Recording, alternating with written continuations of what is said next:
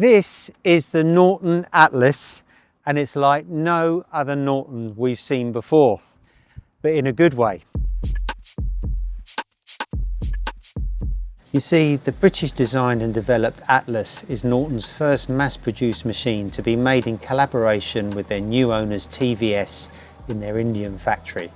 As well as being huge in their home country and beyond with their own badge bikes, TVS also build BMW's bulletproof small capacity bikes like the new F450 GS.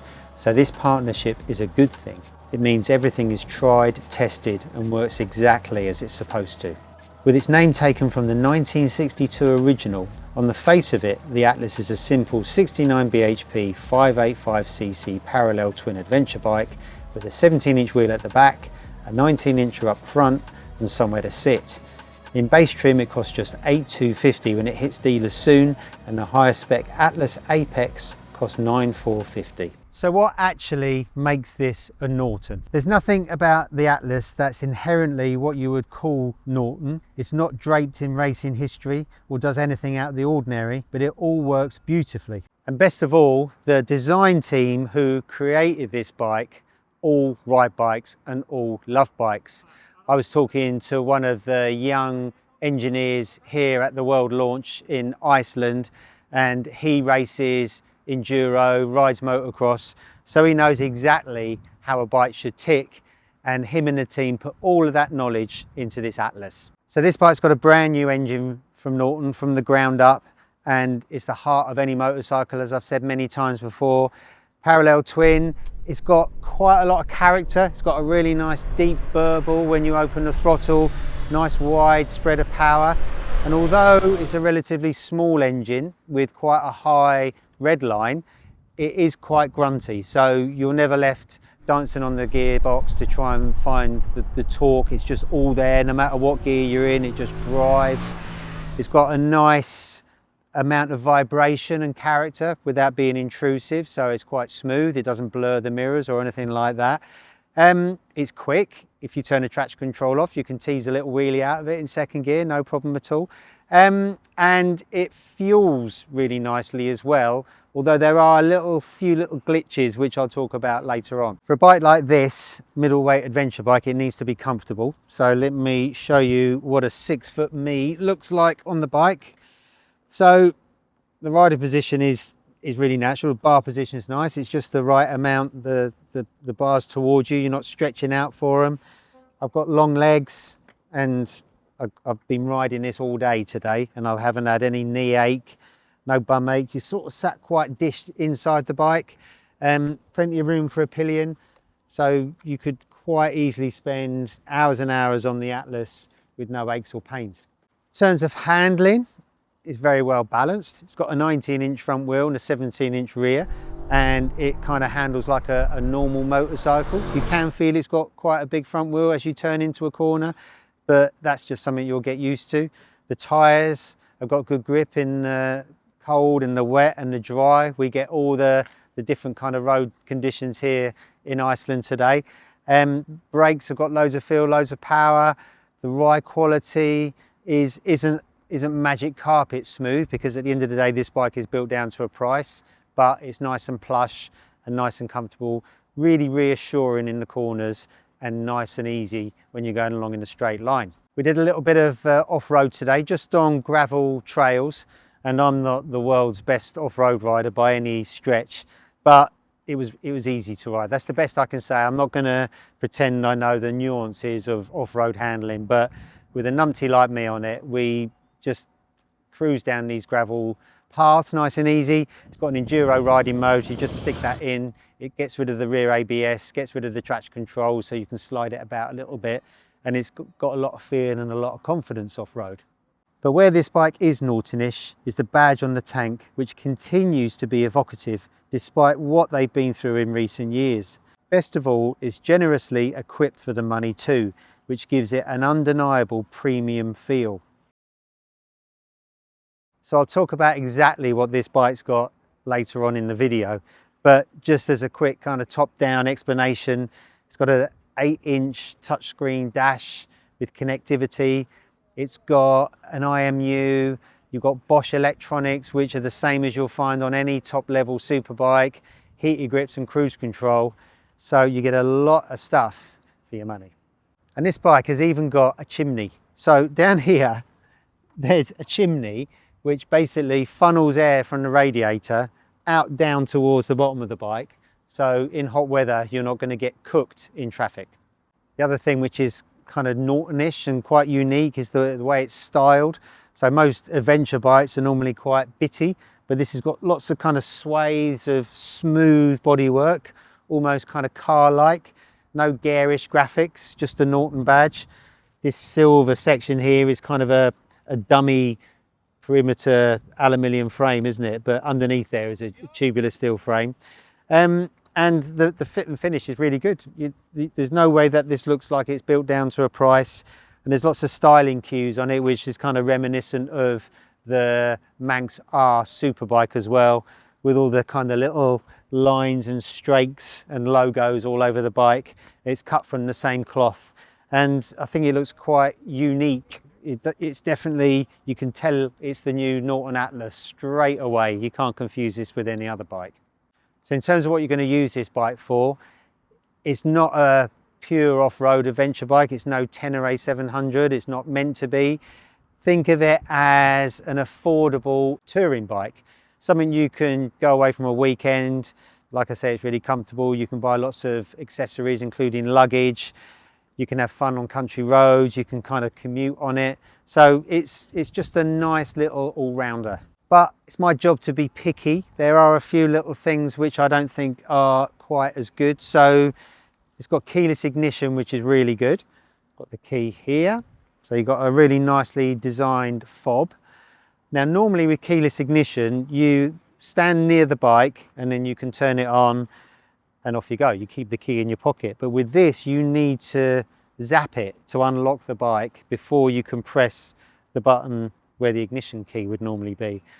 So you may as well just get a key out and put it in there. The keyless also does the fuel cap as well. So it's kind of an extra stage, which I guess if you live with the bike wouldn't be the end of the world, but it doesn't really work like keyless normally works. The other thing which I'm not quite keen on is the fueling in some of the riding modes. So in the lower kind of softer riding modes, the fueling feels really natural, really nice soft throttle pickup, glitch-free power delivery. But in some of the sportier modes, the on-off throttle response is just a little bit spiky and it doesn't feel very natural. So that's just personal preference. If you want a bike that's just absolutely there all the time, then you might like the sportier riding modes, but I much prefer the natural feel of the softer modes. So it may be a surprise to see a Norton badge on such a modest little adventure bike and not something like a GS or a Multistrada rival. But by being affordable and accessible, the Atlas should make Norton a familiar sight on the road again, just like it was way back in the day, which is exactly what they need to rebuild their reputation. It's a cracking little middleweight adventure bike, which I've really enjoyed riding today. But before I sign off from this video, let's get a little bit geeky with the specs and talk about some of its rivals. Right, so let's run through these specs. So it's got 69 bhp at 9,300 RPM, so it's quite high revving for a little parallel twin. 42 pound-foot of torque at 7,300 RPM, but like I said, there's loads of grunt in the mid-range. It's a liquid-cooled 585cc 8-valve 270 degree parallel twin, so the 270 degrees gives it that kind of nice little thrappy sound. It's got plasma plated cylinders, which allows the cylinder walls to be smaller, which makes the whole thing lighter. And this is Norton's own engine, by the way. The camshafts, double overhead cam, but only the exhaust cam is driven by the cam chain and the crank. And then the exhaust cam has got a gear next to it, which then spins the inlet cam. And that's done to keep the engine compact as well. And Norton say that gives it better response. It's got a semi-dry sump as well, ride-by-wire, 6 gears, chain drive, a slip and assist clutch, and a chimney.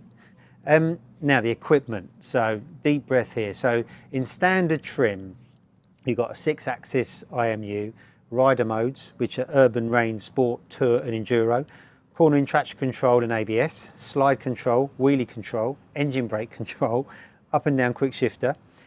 You get cruise control, keyless ignition, a bash plate, adjustable levers, hand guards with integrated indicators, LED lights and an 8-inch touch screen TFT with connectivity and a USB-C charging port. Now that's all the standard bike. That's all for your £8,000. Then if you go a little bit more and get the Apex version, you add hill hold, combined braking back and front. You get cornering lights. You get a rear rack with pillion handles. You get heated grips. You get an adjustable screen.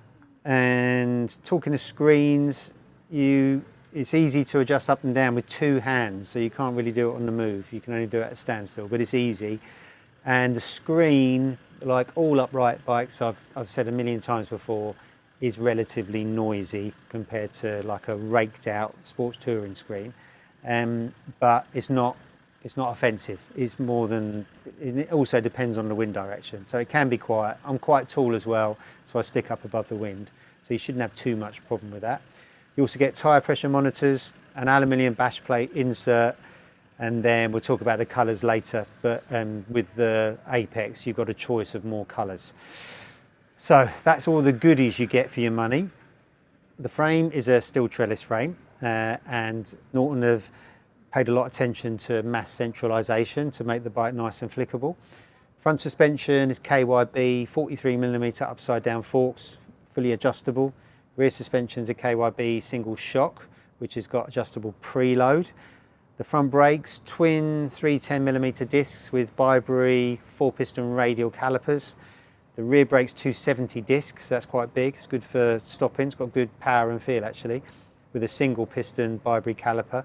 And then the tyres are Euroquip, and Euroquip are owned by TVS.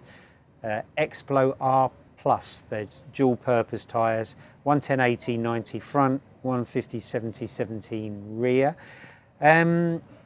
For the next model of Atlas, there's going to be a GT version, which is going to have 17-inch wheels back and front.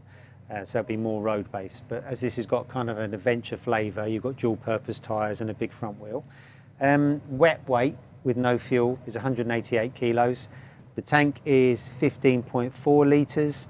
The seat height's 845, but it actually feels quite low, and the standover is quite a slim bike as well.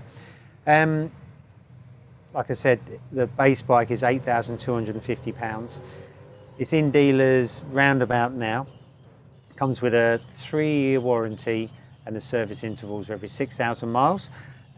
Colours, Glacier Blue, Verona Green, Sinopia Orange, Trophy Silver, Matrix Black, and there's loads of accessories available from panniers to top box to the thing that brings it up to the Apex edition, like heated grips. So then if we talk about the rivals, so this bike hasn't really got a like-for-like rival because its engine is relatively small. And most bikes in this kind of class are 600, 650s, 700s, something like that. If you had to twist my arm and ask me for rivals which are adventure bikes, you've got the Aprilia Touareg 660, that's £10,999, but that's much more of a serious off-roader. The CF Moto 700 MT 6199, that comes with a 4-year warranty. Again, that's a little bit more off-road biased, but a little bit more in the ballpark. Honda Transalp is £9,999, which again is kind of in the ballpark, but a little bit more off-road focused and not as generously equipped. You've got the Kawasaki Versys 650, that's £8,049. That's got a kind of a similar feel to this bike, but again, it's got a bigger engine and it's not as well equipped. And then you've got the Yamaha Tenere, and you know, that's for your serious off-road riders. Say when the Atlas GT comes out later on this year, it'll have 17-inch wheels, and that will bring it more into the realm of the new Suzuki SV7GX, the Triumph Tiger Sport 660 and the Yamaha Tracer 7. But again, the Norton is slightly smaller, so it's not actually going to be like for like. But I've had a great day riding the Norton. I really didn't know what to expect. It's one of those bikes that has pleasantly surprised me. One of those bikes that I didn't really know what I was going to get when I jumped on, but you know, really easy to ride, really enjoyable to ride, fantastic value. Got that badge on the tank with all that heritage, and I think it will go some way to restoring Norton's image as well. And also, you know, speaking to some of the Norton staff here, although they're really looking to the future and they've got a new logo and they're creating all these new bikes and there's a lot more to come, they're not turning their back on the past. So they still very much celebrate, you know, the good old days of Norton. They're still going to get involved with some of the old Norton classic racing. They've got some of the old Norton classic bikes at their new factory in Solihull. So, you know, they've definitely got one step in the past with their heritage, but also another foot firmly in the future, looking forward. And, you know, with the backing of TVS, let's hope they succeed, because this bike's very good. Well, I hope you enjoyed this video. If you did, please like and subscribe, and I'll see you again very soon.